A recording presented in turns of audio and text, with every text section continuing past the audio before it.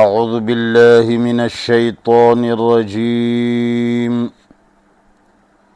بسم اللہ الرحمن الرحیم ألم تر إلى الذين خرجوا من ديارهم وهم ألوف حذر الموت فقال لهم الله موتوا ثم أحياهم إن الله لذو فضل على الناس ولكن أكثر الناس لا یشکرون۔ سورۃ بقرہ آیت نمبر 243، پارہ نمبر 2۔ یہاں بنی اسرائیل کے ایک قصے کی طرف اشارہ ہے، چونکہ بعد میں جہاد کے احکام آنے والے ہیں، اور ایک قوم جہاد اس وقت کر سکتی ہے جب قوم کے اندر خاندانی اور گھریلو اعتبار سے توڑ پھوڑ کا شکار نہ ہو۔ اس لیے پہلے آئلی مسائل اللہ تعالیٰ نے بیان فرما دیے تاکہ لوگوں کے گھروں میں اور ان کے خاندانوں میں توڑ ٹکراؤ نہ ہو، اور ان کے خاندان اور ان کے گھروں کے اندر معاشرتی طور پر جڑے ہوئے ہوں۔ پھر اس کے لیے ایک واقعہ بھی بطور عبرت نقل فرماتے ہیں کہ جہاد وہ لوگ لڑ سکتے ہیں جو موت سے نہیں ڈرتے۔ جن لوگوں کے اندر موت کا خوف ہو وہ نہ جنگ لڑ سکتے ہیں اور نہ ہی فتح اور غلبہ حاصل کر سکتے ہیں۔ اس کے لیے بنی اسرائیل کا ایک واقعہ بیان فرماتے ہیں جو پچھلے زمانوں میں سموئیل علیہ السلام ایک نبی گزرے ہیں، اس کے زمانے میں بنی اسرائیل کے ساتھ جو ہوا تھا۔ بنی اسرائیل پر فلسطینیوں نے حملہ کیا اور یہ ان کے حملے سے ڈر گئے اور اپنے گھر بار کو چھوڑ دیا، جس طرح کہ آج کل 2-3 گولیوں کے ڈر سے، حکومتوں کے آپریشنوں کے ڈر سے لوگ اپنے گھر بار چھوڑتے ہیں۔ تو یہ کام پٹھانوں کے آباء و اجداد بنی اسرائیل نے کئی ہزار سال پہلے کیا ہے۔ انہوں نے ہزاروں کی تعداد میں موت کی ڈر سے اپنے گھر بار کو چھوڑا، تو اللہ تعالیٰ نے ان کے اوپر ضلالت مسلط کی، بزدلی مسلط کی۔ پھر سموئیل علیہ السلام نے آ کر ان کے اوپر کوشش کی، اور یہ ساری تفصیل سموئیل کے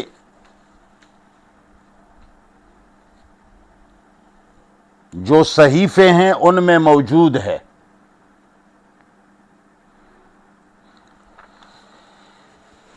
کہ جب یہ لوگ بزدلی کی وجہ سے گھر بار چھوڑ کر کے چلے گئے تو سموئیل نے ان پر کافی کوشش اور محنت کی اور ان کو دوبارہ تازہ اور زندہ کر دیا۔ یہاں اللہ تعالیٰ نے موتو کا جو لفظ ذکر کیا ہے، ہمارے اکثر مفسرین نے ان کو حقیقتاً موت سے تعبیر کیا ہے، جو ٹھیک نہیں ہے۔ الم تر الی الذین، آیا تم نے نہیں دیکھا ان لوگوں کو، خرجو جو نکل گئے من دیارہم اپنے گھروں سے، وہم الوف اور وہ کئی ہزار تھے، حذر الموت موت کے خوف کی وجہ سے، جب موت کے خوف سے انہوں نے گھر بار چھوڑا، فقال لهم اللہ تو فرمایا اللہ تعالی نے ان کے لیے، موتو کہ شرم کے مارے مر جاؤ۔ یہاں موتو کا معنی یہ نہیں ہے کہ تم حقیقتاً مر جاؤ، یہاں موت سے حقیقی موت مراد نہیں ہے، اس لیے کہ اللہ تعالیٰ نے قرآن کریم میں کئی جگہ موت کا ذکر کیا ہے، لیکن وہ حقیقی موت مراد نہیں ہے، جس طرح کہ اللہ یتوفی الانفس حین موتہا، اللہ تعالی جانوں کو وفات دیتا ہے نیند کے وقت۔ اب نیند بھی موت نہیں ہے، حین موتہا اللہ نے فرمایا ہے، اور یتوفی الانفس یعنی وفات دیتا ہے تو اس سے بھی موت مراد نہیں ہے، نیند مراد ہے۔ ثم بعثناکم من بعد موتکم، سورہ بقرہ کے اندر وہاں بھی بے ہوشی مراد ہے، موت مراد نہیں ہے۔ انک لا تسمع الموتى ولا تسمع الصم، یہاں بھی مردہ دل لوگ مراد ہیں۔ اومن کان میتا فاحییناہ وجعلنا له نورا یمشی بہ الناس، یہاں بھی موت اور حیات سے حقیقی موت اور حیات مراد نہیں ہے۔ استجیبوا للہ وللرسول اذا دعاکم لما یحییکم، یہاں بھی کوئی پیغمبر مردوں کو توڑے ہی زندہ کرتے ہیں، بلکہ وہ لوگ جن کے دل مر چکے ہیں، جن کے حواس مر چکے ہیں، ان کو اللہ تعالی کی مدد سے دوبارہ کھڑا کرنے کی توفیق دلاتے ہیں۔ تو اللہ فرماتے ہیں حذر الموت، موت کی وہ خوف سے، فقال لهم اللہ پھر فرمایا اللہ نے ان کو، موتو کہ شرم کے مارے مر جاؤ، ثم احیاہم پھر اللہ تعالی نے ان کو دوبارہ اٹھا لیا، زندہ کر دیا۔ کیا معنی؟ جب یہ اس زمانے میں فلسطینیوں کے ڈر سے بے عزت ہو کر کے بھاگ گئے، بزدل ہو گئے، تو اللہ تعالیٰ نے ان کی اس بغیرتی اور بزدلی کو موت سے تعبیر فرمایا۔ پھر جب سموئیل نے آ کر ان کو دعوت دی اور ان پر محنت کی اور ان پر کوشش کی، تو اللہ تعالیٰ نے ان کو دوبارہ زندگی دی، یعنی انہوں نے بغیرتی کو چھوڑ کر، بزدلی کی چھوڑ کر، سموئیل کے محنتوں کی وجہ سے یہ کھڑے ہو گئے۔ ثم احیاہم کا یہی معنی ہے، تو یہ دوبارہ ڈٹ گئے، موت کا ڈر ان سے زائل ہو گیا۔ سموئیل نے ان کو دعوت دی اور ان کی پرورش کی اور ان کو آمادہ کر دیا جنگ پر۔ ان اللہ لذو فضل، یقیناً اللہ تعالی صاحب فضل ہے، علی الناس لوگوں پر، وہ لوگوں پر فضل کرنے والے ہیں۔ ولیکن اکثر الناس لیکن زیادہ تر لوگ، لا یشکرون شکر نہیں کرتے۔ وقاتلوا فی سبیل اللہ، دیکھو جہاد کا حکم آ گیا، پہلے یہ سارے عائلی قوانین بیان ہوئی، پھر اس واقعہ کی طرف اشارہ فرمایا کہ جو لوگ موت سے ڈرتے ہیں، بزدلی کرتے ہیں، یا جن کے گھروں اور خاندانوں کے اندر توڑ پھوڑ ہو، اختلافات ہوں، تو ایسے لوگ جہاد نہیں کر سکتے۔ جب لوگ ان چیزوں سے نکل آئیں گے تو اللہ فرماتے ہیں وقاتلو، اور قتال کرو، فی سبیل اللہ اللہ کے راستے میں، وَاعْلَمُوا اور سمجھ جاؤ، ان اللہ کی یقیناً اللہ سمیع سننے والے ہیں، علیم سمجھنے والے ہیں۔ من ذا الذی کون ہے وہ شخص، یقرض اللہ جو قرض دے اللہ کو، قرضا حسنا قرض حسن۔ اب جو پیسہ جہاد کے لیے بغیر نمود اور نمائش کے خرچ ہوتا ہے تو وہ اس کا بدلہ ملنا اتنا یقینی ہے جیسا کہ قرض دے کر واپسی اس کی یقینی ہوتی ہے۔ تو اللہ فرماتے ہیں من ذلذی، کون ہے وہ شخص، یقرض اللہ، جو قرض دے اللہ کو، قرضا حسنا، قرض حسن، فیضاعفہ لہ، پھر وہ اللہ دو چند کرے اس کے لیے وہ رقم، اضعافا کثیرتن، کئی گنا۔ اب قرض حسنہ اللہ جیسے اعتمادی ذات کو جس نے قرض دیا ہے، فیضاعفہ لہ، تو اللہ اس کے لیے وہ دیا ہوا پیسہ دو چند کرے گا، اضعافا کثیرتن، کئی گنا، یہ نہیں ہے کہ دو چند ہوگا، کئی گنا ہوگا۔ واللہ یقبض، اللہ تعالی رزق کو تنگ کرنے والے، ویبسط، اور کشادہ کرنے والے ہیں۔ یہ اللہ تعالی ہی کے ہاتھ میں ہے، کسی کی روزی کو فراخ کرنا اور کسی کو روزی کو تنگ کرنا، یعنی جو مکافات عمل ہے، جن قوانین کے ساتھ اللہ تعالیٰ نے ان چیزوں کو باندھا ہوا ہے، تو اگر کوئی آدمی ان قوانین پر عمل نہیں کرتا جس کی وجہ سے کشادگی آتی ہے، بلکہ ان اعمال اور ان چیزوں کو ٹچ کرتا ہے جس سے اس کی زندگی تنگ ہو جاتی ہے، تو گویا کہ اس آدمی نے خود وہ کام کر کے اپنی معیشت کو تنگ کر دیا۔ تو چونکہ کرنے والا اللہ ہے، یہ سب کچھ اس کے حکم سے، اس کے قانون کے مطابق ہوتا ہے، اس لیے اللہ تعالیٰ نے اپنی طرف نسبت کی، ورنہ اس کا کرنے والا عامل جو ہے وہ انسان خود ہے۔ واللہ یقبض، اللہ تعالی رزق کو تنگ کرتا ہے، ویبسط، اور کشادہ کرتا ہے، وإلیہ ترجعون، اور خاص اس کی طرف تم لوٹائے جاؤ گے۔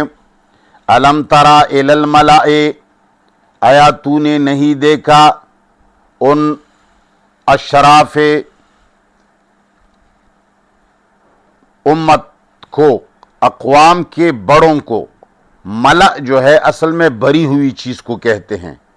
لیکن اس سے مراد بڑے علماء، بڑے مشائخ، قوم کے سربراہان ہوتے ہیں، اس لیے کہ انہی کی وجہ سے پنچایت اور دربار اور جرگے اور سارے کے سارے مجالس ان سے بڑے ہوتے ہیں۔ الم تری الی الملأ، آیا تم نے نہیں دیکھا ان قوم کے بڑوں کو، سربراہوں کو، من بنی اسرائیل، جو بنی اسرائیل میں سے تھے، من بعد موسیٰ، موسیٰ علیہ السلام کے گزرنے کے بعد، اذ قالوا لنبی، جب انہوں نے کہا اپنے نبی سے۔ ان کا نبی کون تھا؟ ان کا نبی تھا سموئیل۔ یہ سموئیل، اس کے اپنے صحیفے ہیں، باب نمبر 11 9، باب 7 14، سموئیل باب 7 2۔ یہ ان حوالوں کے اندر یہ ساری تفصیل لکھی ہوئی ہے کہ جب بنی اسرائیل فلسطینیوں کے ڈر سے بھاگ گئے اور سموئیل نے آ کر کے ان کو سنبھالا اور ان کو دوبارہ کھڑا کیا، گویا کہ نئی زندگی بخشی، تو موسیٰ علیہ السلام کے گزرنے کے بعد انہوں نے اپنے نبی سے کہا، ابعث لنا ملکن، مقرر کیجئے ہمارے لیے ایک امیر۔ ملک دونوں معنوں میں آتا ہے، اچھے معنی میں بھی، برے معنی میں، قرآن میں دونوں معنوں میں استعمال ہوا ہے۔ ابعث لنا ملکن، مقرر فرما دیجئے ہمارے لیے ایک بادشاہ یا امیر، نقاتل فی سبیل اللہ، تاکہ ہم قتال کریں اللہ کے راستے میں۔ دیکھو ہم دوبارہ ڈٹ گئے ہیں اور ہماری اندر ایمان اور غیرت آئی ہے، ہمیں ایک امیر مقرر کر دیجئے تاکہ ہم عمالقہ فلسطینیوں سے لڑ پڑیں۔ چونکہ پیغمبر کو ان کی عادات کا پتہ تھا، انہوں نے خدشہ ظاہر کیا۔ قال فرمایا پیغمبر نے حل عصیتم ایسا تو نہ ہو ان کتب علیکم القتال اگر فرض کی جائے تمہاری اوپر قتال کو اللہ تقاتلو تو تم جنگ ہی نہ کر سکو، ایسا تو نہ ہو کہ حکم قتال کے فرض ہونے کا آ جائے اور تم پھر جنگ نہ کرو۔ قالو انہوں نے کہا وما لنا کیا ہوا ہے ہمیں اللہ نقاتلا کہ ہم جنگ نہ کریں فی سبیل اللہ اللہ کے راستے میں، وقد اخرجنا حالان کہ ہم نکالے گئے ہیں من دیارنا اپنے گھروں سے وابنائنا اور ہمیں جدا کیا گیا ہے اپنی اولاد سے، ہم اپنی اولاد سے جدا ہوئے، ہمیں گھروں سے نکالا گیا تو جنگ کیسے نہیں کریں گے؟ لیکن فلما کتب علیہم القتال جب فرض کیا گیا ان کے اوپر قتال تولوا تو منہ موڑا انہوں نے الا قلیلا مگر کم لوگوں نے منہم ان میں سے۔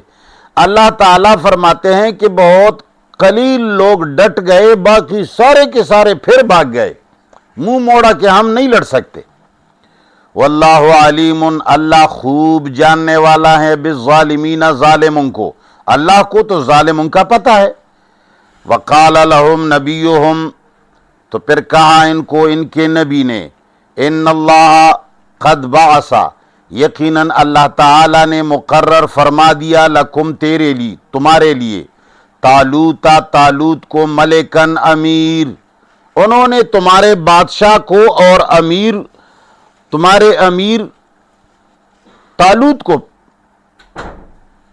مقرر فرمایا۔ قالو تو لڑائی کے نہ کرنے کے مختلف بہانے ہوتے ہیں، یہ بھی ایک بہانہ ہے کہ بھئی ہم اس امیر کو نہیں مانتے۔ قالو انہوں نے کہا انا یکون لہ الملک کیسی ہوگی اس کے لیے امارت علینا ہماری اوپر ونحن احق اور ہم زیادہ حقدار ہیں بالملک امارت اور بادشاہی کے من ہو اس سے تو ہم بھی زیادہ حقدار ہیں۔ کیوں؟ وَلَمْ يُؤْتَ سَاعَةً اور نہیں دی گئی اس کو وہ ساعت من المال مال کی، اس کے پاس تو پیسہ ہی نہیں۔ قالا انہوں نے کہا ان اللہ اصطفاہ یقیناً اللہ تعالی نے چن لیا ہے اس کو علیکم تمہاری اوپر، وزادہ اور ان کو زیادہ دیا ہے بسطتن فراخی اور وسعت فی العلم علم والجسم جسم میں، یہ علم اور جسم دونوں کے اعتبار سے فٹ ہے، اس کے پاس علم بھی ہے، جنگ کے تمام رموز کو اور سارے گوروں کو جانتا ہے، اور اس کا جسم اور ذہن بھی صحیح ہے، سنجیدہ ہے۔ اور دوسری بات یہ ہے کہ واللہ یؤتی ملکہ اللہ دیتے ہیں بادشاہی کو من اس آدمی کو یشاء جس کو چاہے، اللہ کی اپنی مرضی ہے، اس نے اس کو امیر مقرر کیا تو تم کون ہوتے ہو اس پر اعتراض کرنے والے؟ واللہ واسع اللہ تعالی فراخ فضل والے ہیں، علیم سمجھ جاننے والے ہیں۔ وقال لهم نبیہم اب ان کو کہا ان کے نبی نے ان آیت ملکی ہی یقیناً اس کی امارت کی نشانی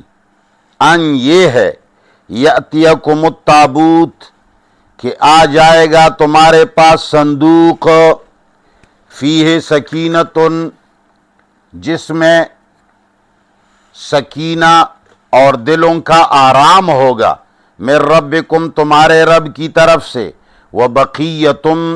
اور باقی ماندہ وہ چیزیں ہوں گی ترکہ آل موسیٰ جس کو چھوڑا ہے آل موسیٰ و آل ہارون نے، تحملہ الملائکۃ جس کو ملائکہ اٹھائے ہوئے ہوں گے۔ اس آیت کے اندر ہمارا اور ان جمہور جو علماء ہیں جو ایک دوسرے کے پیچھے بھاگنے والے ہیں، ایک دوسرے کے پیچھے پڑنے والے ہیں، اور استاد نے یہ کہا، شیخ نے یہ کہا، یہ لوگ کہتے ہیں کہ یہ تابوت سکینہ جو بقیہ آل موسیٰ و ہارون، اس کا مفہوم یہ لوگ یہ کہتے ہیں کہ اس سے مراد وہ صندوق ہے، جس طرح کی تفسیر مظہری وغیرہ نے لکھا ہے، جو شمشاد کی لکڑی سے بنا ہوا تھا اور اس پر سونے کا کام چڑھایا گیا تھا، 3 ہاتھ لمبا تھا اور 2 ہاتھ چوڑا تھا۔ یہ ابن منذر اور وہب ابن منبہ سے روایت ہے، اور بعض کا قول یہ ہے کہ اللہ نے حضرت آدم پر ایک صندوق نازل کیا تھا جس میں انبیاء کرام کی تصویریں تھیں۔ پہلے وہ آدم کے پاس رہا، پھر شیش کے پاس رہا، پھر انبیاء میں میراث در میراث ہوتا ہوا حضرت موسیٰ علیہ السلام تک پہنچ گیا۔ پھر موسیٰ نے تورات اور اپنا کچھ سامان بھی اس میں رکھ دیا۔ جب موسیٰ علیہ السلام کا انتقال ہو گیا تو بنی اسرائیل کے انبیاء ایک دوسرے کو دیتے رہے، اور کچھ نے یہ بھی کہا ہے کہ تورات ہی کا ایک صندوق تھا۔ جب بنی اسرائیل کہیں لڑائی کے لیے جاتے تو اس صندوق کو آگے رکھتے، اور اس کی برکت سے ان کو فتح حاصل ہوتی، اور جب یہ صندوق چلتا تو یہ لوگ اس کے پیچھے پیچھے چلتے، جہاں یہ صندوق رک جاتا تو وہاں یہ لوگ رک جاتے، اور ان کا کہنا ہے کہ ملائکہ اس کو لے جانے والے تھے۔ پھر جب کوئی اس پر سوال کرتا ہے کہ بھئی یہ صندوق خود بخود چلتا کیسے تھا، تو اس کا جواب یہ لوگ یہ دیتے ہیں، مظہری وغیرہ نے ابن عساکر اور کلبی کے حوالے سے لکھا ہے، انہوں نے ابی صالح سے روایت کی ہے کہ ابن عباس سے روایت ہے کہ سکینہ جو تھا یہ زبرجد یا یاقوت کی ایک تصویر تھی جو تابوت کے اندر رکھی ہوتی تھی۔ اس کا سر اور دم بلی کی طرح تھا، سر بھی تھا اور دم بھی تھا، اور اس کے 2 بازو بھی تھے، اور وہ زبرجد کا جو تصویر تھی وہ چیختی تھی، روتی تھی، اور دشمن کی طرف دوڑتی تھی، اور لوگ اس کے پیچھے جاتے تھے۔ جہاں یہ تابوت اور یہ جو تصویر تھی یاقوت اور زبرجد کی جہاں ٹھہر جاتی تھی تو پھر وہاں اللہ کی مدد نازل ہوتی تھی۔ اور بعضوں نے یہ بھی اس کے اندر لکھا ہے کہ صندوق میں 2 تختیاں اور پوری تورات اور ان تختیوں کے ٹکڑے جو ٹوٹ گئے تھے، اور موسیٰ علیہ السلام کا عصا اور آپ کے جوتے اور ہارون کا امامہ اور ان کی لاٹھی اور ان کا ایک پیالہ پیمانہ جو بنی اسرائیل پر آسمان سے نازل ہوا تھا وہ بھی اس میں ہوتا تھا۔ تو یہ روایتوں نے یہ لکھا ہے۔ اب یہ باتیں وہ باتیں ہیں جس کا قرآن سے میرے خیال میں دور کا بھی تعلق نہیں۔ اسی بنیاد پر یہ لوگوں نے جو برکتوں کی باتیں کی ہیں کہ یہ فلان کا کپڑا ہے برکت کے لیے، یہ فلان کا کپڑا ہے برکت کے لیے میں نے رکھا ہے، یہ نوٹ فلان نے مجھے دیا ہے، یہ سارا سلسلہ یہاں سے چلایا گیا۔ اور پھر جو حق پرست علماء ہیں، جو آنکھوں والے ہیں، جو لوگوں کو شرک سے بچا رہے ہیں، انہوں نے پھر مجبوراً جب اس آیت کو یہ معنی پہنایا گیا کہ اس میں ہارون اور موسیٰ علیہ السلام کی پگڑیاں تھی، جوتے تھے اور عصا تھا اور ان کے سامان تھا اور اس پہ برکت نازل ہوتی تھی، تو ان کو مجبوراً یہ جواب بنانا پڑا کہ بھئی ایک ہے انبیاء کے باقیات سے برکت حاصل کرنا، ایک ہے غیر انبیاء کے باقیات اور چیزوں سے برکت حاصل کرنا۔ تو لہٰذا انبیاء کے باقیات اور ان کی چیزوں سے برکت حاصل کرنا جائز ہے، اس لیے کہ یہاں یہ آیت تھی، اور ان آیت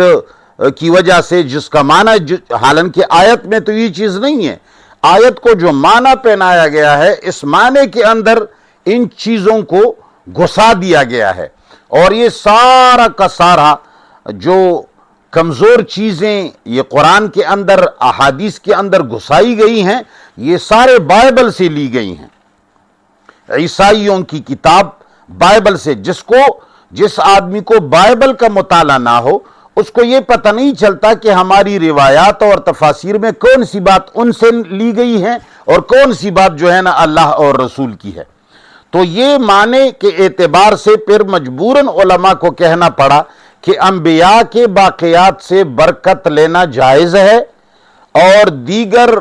غیر انبیاء کی اشیاء سے برکت لینا ناجائز ہے۔ اور ہمارا مسئلہ یہ ہے کہ ہم کہتے ہیں کہ بھئی یہاں مراد ہی کوئی یہ چیز نہیں ہے کہ موسیٰ علیہ السلام کی پگڑی تھی اور واقعتاً ایک صندوق تھا، اور قرآن کریم نے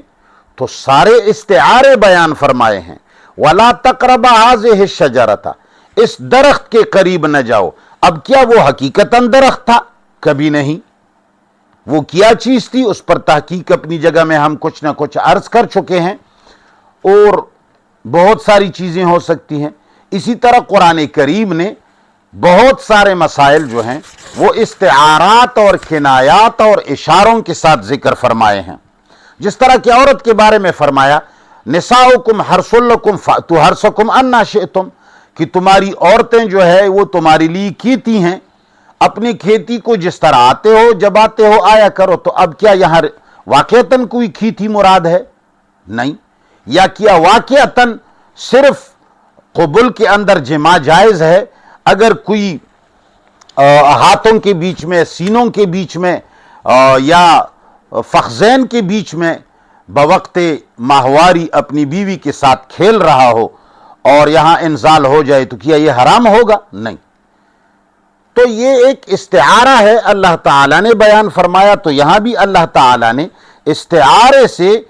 ایک صندوق کی طرح حکومت مراد لی ہے، جو حکومت مستحکم ہو، مضبوط ہو، اور ارد گرد کے سارے سرحدات اس کے مضبوط ہوں، اور اتنا قابو ہو کہ اس کو صندوق کی طرح کہا جاتا ہے کہ فلان ملک تو صندوق ہے، اس سے باہر نکلنا یا اس کے اندر بغیر اجازت کے داخل ہونا ناممکن ہوتا ہے۔ تو یہاں تابوت سے مراد محققین کے نزدیک ایک ملک ہے جو انتہائی مضبوط اور جس کے سرحدات قابو میں ہوں۔ تو اللہ تعالیٰ نے فرمایا کہ جو طالوت اللہ تعالیٰ نے تمہارے لیے امیر مقرر کیا ہے، اس کی امارت کی نشانی یہ ہے کہ تمہیں وہ ملک جو موسیٰ اور ہارون نے جن جائیدادوں اور زمینوں کو چھوڑا تھا، اور انہوں نے ملک کے اندر جس طرح مضبوطی تھی اور جس طرح سکون تھا، اور جس طرح ان کے زمانے میں ملک ایک جنت کا نقشہ پیش کر رہا تھا، تمہیں وہ صندوق کی طرح ملک دوبارہ حاصل ہو جائے گا، جس میں موسیٰ اور ہارون علیہ السلام کے رائج کردہ جتنے مزے اور جتنے عیش اور جتنی خوشیاں ہوں گی وہ سب اس میں موجود ہوں گی۔ وقال لهم نبیہم، اور کہا ان کو ان کے نبی سموئیل نے، ان آیت ملکی ہی، یقیناً اس کے امارت کی نشانی ان یہ ہے، یأتیکم التابوت، کہ واپس آ جائے گا تمہارے پاس صندوق کی طرح ملک۔ تابوت سے مراد یہاں صندوق کی طرح مستحکم ملک اور بادشاہت اور حکومت ہے۔ ان یاتیکم التابوت، کہ آ جائے گا واپس تمہاری طرف وہ ملک جو صندوق کی طرح سنبھال ہوگا، فیہ سکینۃ، اس صندوق کے اندر، یعنی اس ملک کے اندر، اس صندوق کی طرح محفوظ ملک کے اندر سکینۃ،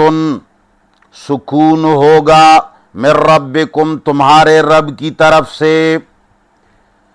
اس میں سکینہ ہوگا، آرام ہوگا، اس کے اندر تمہارے لیے سکون ہوگا، من ربکم، تمہارے رب کی طرف سے، وبقیۃ،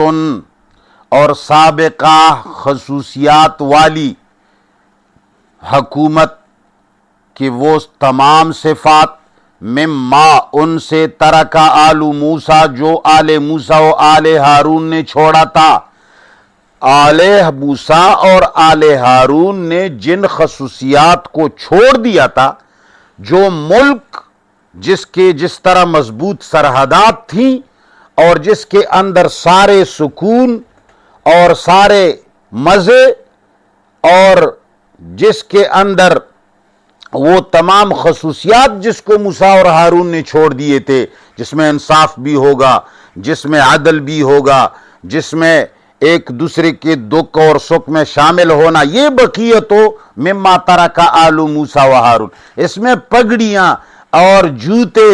اور عصائیں نہیں ہیں۔ آج کل جو یہ شرک شروع ہے، کسی ملنگ کے جوتے کسی نے رکھے ہیں، کسی کی پگڑی کسی نے رکھے ہیں، کسی کا کپڑا کوئی لاتا ہے اور آنکھوں پہ لگاتا ہے۔ یہ افغانستان سے لے کر ہندوستان تک جتنے یہ ہمارے مسلمان ہیں اس شرک میں مبتلا ہیں کہ کسی ایک آدمی اور انسان کی ہاتھ کی کوئی چیز ہاتھ آئی ہے تو وہ الماریوں میں رکھا ہوا ہے اور اس سے برکت حاصل کرتے ہیں، کوئی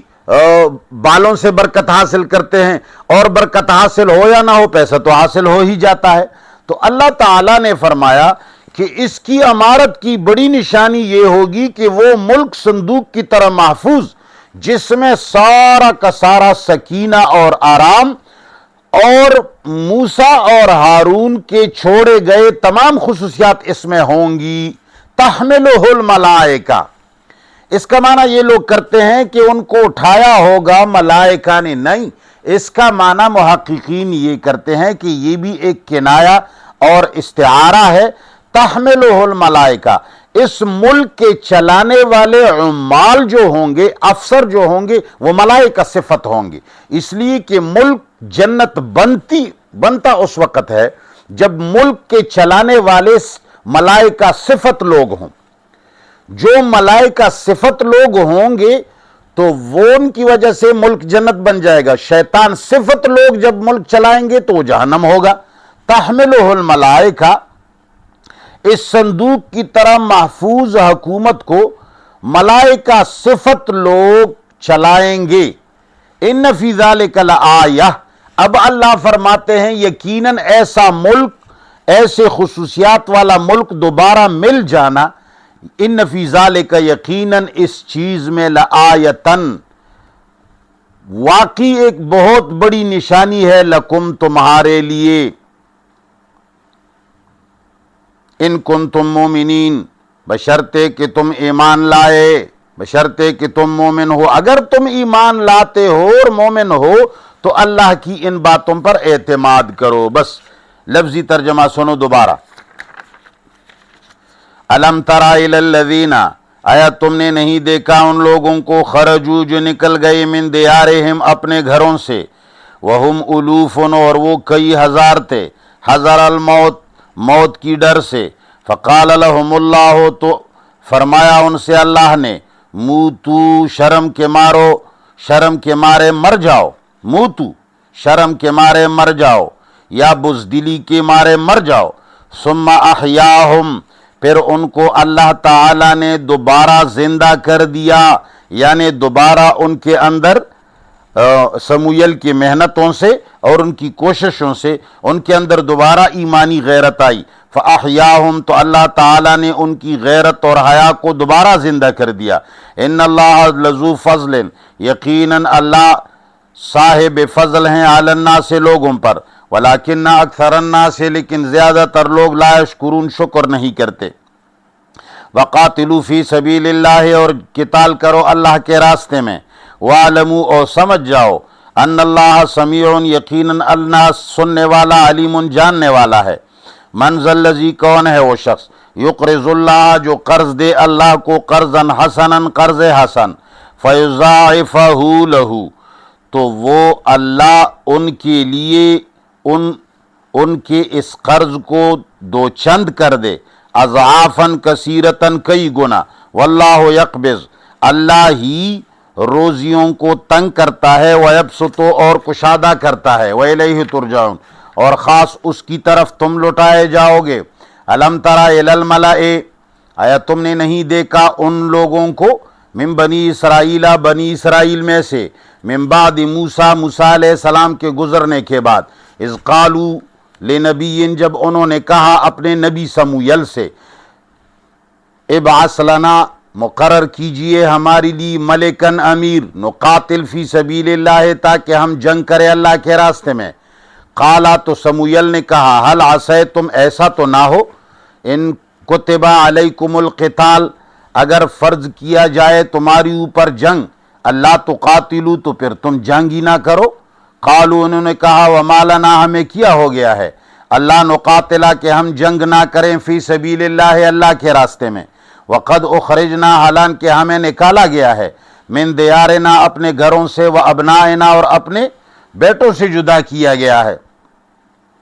فلما کتب علیہم القتال جب فرض کیا گیا ان کے اوپر جنگ تولوا تو منہ موڑا انہوں نے الا قلیلا مگر بہت کم رہ گئے منہم ان میں سے واللہ علیم اللہ جاننے والا ہے بالظالمین ظالموں کو وقال لهم نبیہم اور کہا ان کو ان کے نبی نے ان اللہ یقیناً اللہ نے قد بعث لکم مقرر کیا تمہارے لیے طالوت کو ملکن امیر قالوا انہوں نے کہا انا یکون لہ الملک کیسے ہوگی اس کے لیے امارت علینا ہماری اوپر ونحن احق بالملک اور حالانکہ ہم زیادہ حقدار ہیں امارت کے منہ اس سے ولم یؤتا ساعتن اور ان کو نہیں دی گئی وسعت من المال مال کی قالا اس پیغمبر نے فرمایا ان اللہ اصطفاہ اللہ تعالیٰ نے اس کو چن لیا ہے علیکم تمہاری اوپر وزادہ اور اس کو زیادتی دی ہے بستتن اور ان کی کشادگی کو زیادہ کیا ہے وزادہ بستتن اور اس کی کشادگی کو زیادہ کیا ہے فی العلم علم کے اعتبار سے والجسم جسم کے اعتبار سے اور واللہ یؤتی ملکہ اللہ دے دیتے ہیں امارت کو من اس آدمی کو یشاء جس کے لیے چاہے واللہ واسع علیم اللہ تعالی بڑے وسیع اور جاننے والے ہیں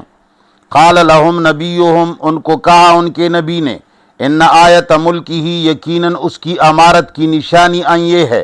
یأتیکم التابوت کہ واپس آ جائے گا تمہارے پاس تمہارا محفوظ ملک صندوق کی طرح محفوظ ملک فیہ سکینتن جس کے اندر سکینہ اور آرام ہوگا من ربکم تمہارے رب کی طرف سے وبقیتن اور اس کے اندر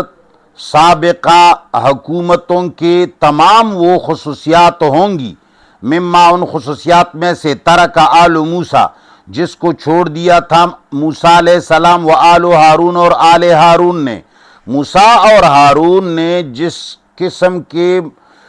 حکومت کو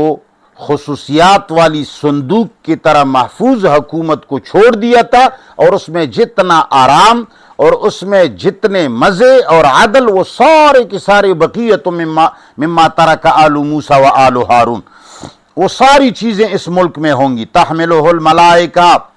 اور اس ملک کے چلانے والے ملائکہ صفت لوگ ہوں گے اس ملک کے چلانے والی بھی ملائکہ صفت لوگ ہوں گے جب بھی تو اس میں سکینہ ہوگا اور موسیٰ اور ہارون کے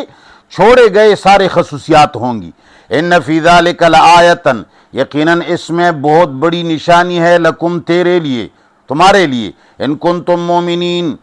بشرطے کہ تم مومن ہو وصلی اللہ تعالی علی خیر خلقہ محمد و آلہ و صحبہ اجمعین الہ العالمین تمام مسلمانوں کو قرآن کی طرف راغب فرما سارے مسلمانوں کے ہاتھ میں قرآن کریم آئے اے اللہ تمام کتب سے ان کو قرآن کریم اونچا لگے تمام دنیا کے چھوٹوں بڑوں کو جس طرح کے انبیاء نے آسمانی کتابوں سے لوگوں کو آشنا کیا تھا اس طرح ہمارے ملک اور ہمارے تمام مسلمانوں کو قرآن کے ساتھ آشنا کیجئے اور قرآن ہی کے ساتھ ان کا لگاؤ ہو اللہم ربنا آتنا فی الدنیا حسنہ وفی الآخرۃ حسنہ وقنا عذاب النار